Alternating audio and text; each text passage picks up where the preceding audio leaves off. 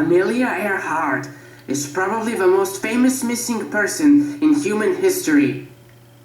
In 1937, using her modified all-metal plane Lockheed Electra, she and her navigator, Fred Noonan, who was the best navigator in the world at the time, attempted to circumnavigate the globe, the Earth, but they disappeared over the Pacific Ocean, and nobody ever saw or heard from them again. They tried to circumnavigate the world, the flat world. Is that why they disappeared? Well, there are dozens of theories what happened to them. Some say they were spies working for the US, trying to spy on Japan, even though there wasn't war at the time. Others say that she deliberately landed on an island so they can start a new life and leave her fame behind. Others say they landed on a Japanese island and they were taken prisoner and later executed. Another theory states that they were indeed captured by the Japanese but survived and flown back to the US during the war, and they had new identities. Another theory was that the Sky People took them, that they were kidnapped by the Sky People.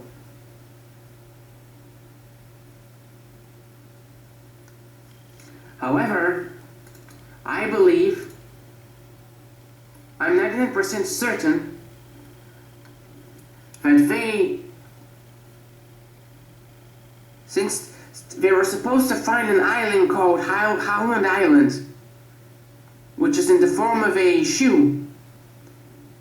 It's about a mile. A flat, small island. They couldn't find it. They didn't have radio equipment. Amelia didn't like radio. They didn't have radio, and when the plane took off from Papua New Guinea, there was a small explosion. One of their receiving antennas, communication antennas, fell off.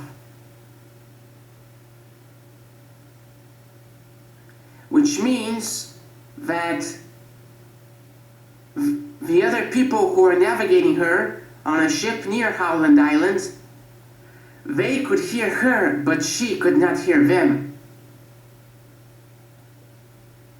They couldn't find Howland Island, and a few hundred miles to the right, there was another island called Gardner Island, today nicknamed Nikamaroro. I believe that having been unable to locate Howland Island, Amelia Noonan went straight for Gardner Island. Here is a drawing of it. Gardner Island looks like it's in the shape of a horseshoe, like a U.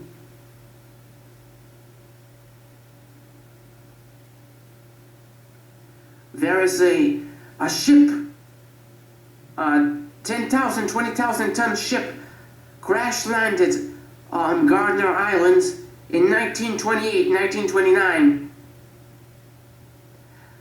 That ship is still here today, but there's almost nothing of it left. That ship would have been there when Amelia's plane arrived. They flew over it. They crash landed somewhere on the reef during low tide. There's high tide and low tide, and by the time they disappeared, it was low tide on that island, creating a landing area, a landing field, perfect for the plane to land.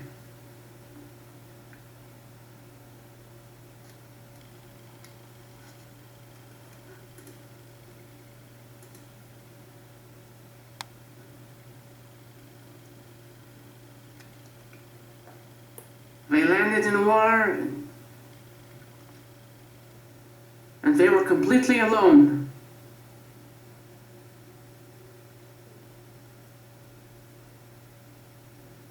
1937, alone on an island. No television, no telecommunications. All alone out there in the middle of nowhere. There were artifacts found on this island, such as a shoe, astronomical equipment for navigation, a campsite, dead bodies of birds and clams and shellfish. Somebody was living there. That island was searched, but nobody was found. The largest known crustaceans in the world live on Gardner Island, on Nikomaroro Island. They're called coconut crabs. They're carnivorous, they'll eat anything.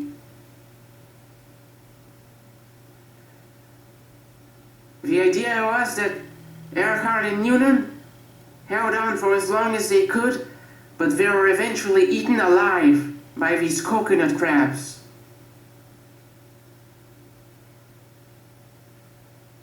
Eaten alive.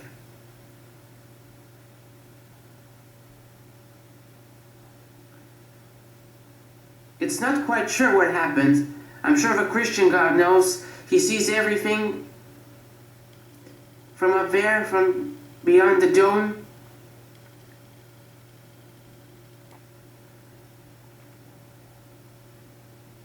I'm almost certain she headed for Gardner Island. Amelia Earhart never gave up. She wouldn't have given up. I would have done the same. She would have kept going for as long as she could.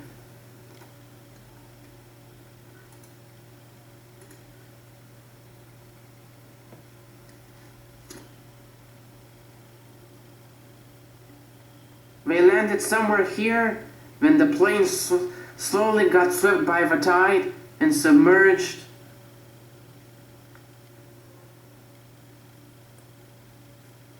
These are all the locations where she could have disappeared. They were searched.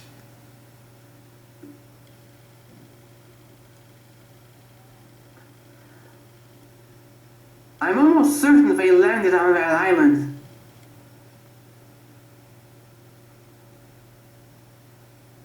I would have done the same. Now there's a radical theory I have. I came up with it recently.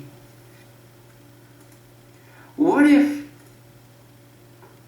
Amelia Earhart was actually a man? Not a woman, but a man.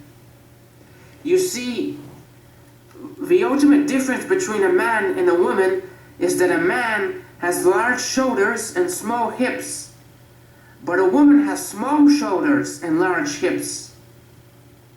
Now, when you look at this person right here, what do you see?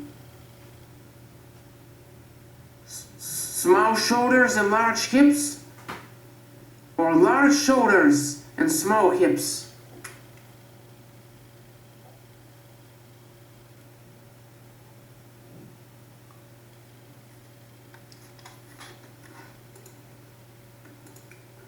Take a look at this one here.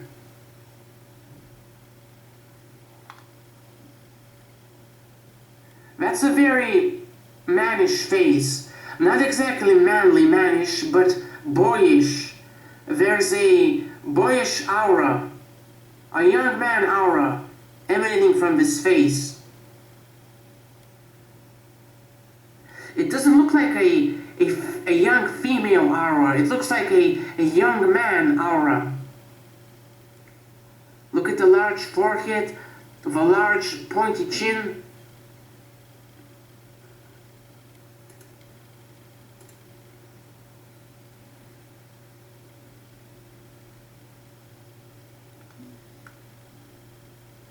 That looks like a young man.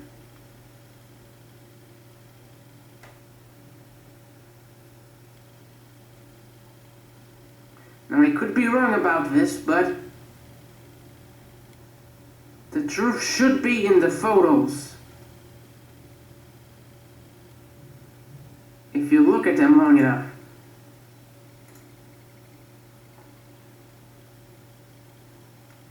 Look at this one here. I think this is the most obvious. Does this look like a female to you or a young man?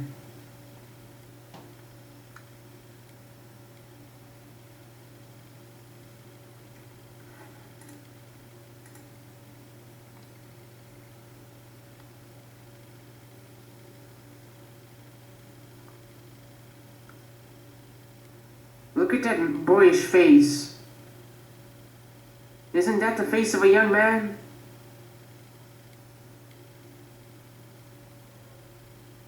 Also, Amelia Earhart was a pilot, a photographer, and a poet. She once submitted a few poems to a newspaper, to a newsletter, and they were titled Amelia Earhart. Not Amelia Earhart, but Amelia Earhart. Could Amelia Earhart actually be Amelia Earhart's real name? Was she telling us that her real name was actually Amelia?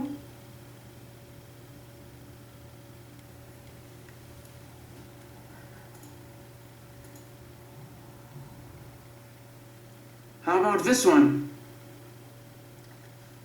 Usually when men pretend to be women, they do the S curve or put their hands on the hips.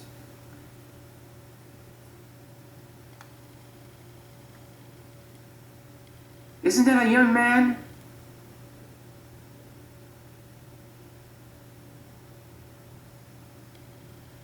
I could be wrong, but I am a boy. I should be able to recognize boys when I see them. Now, this is either a man or I belong in a lunatic asylum.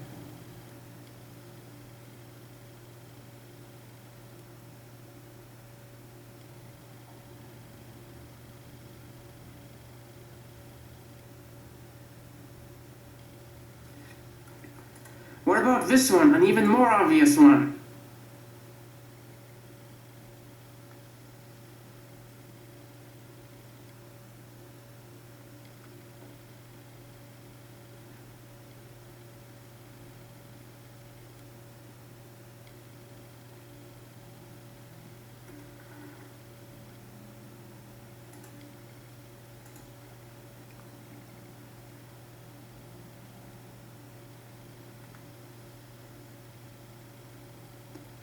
You see there is an Adam's apple?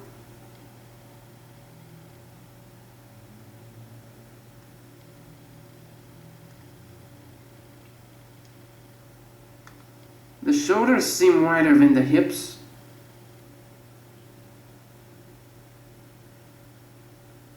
I don't see any hips. Women are supposed to be curvy.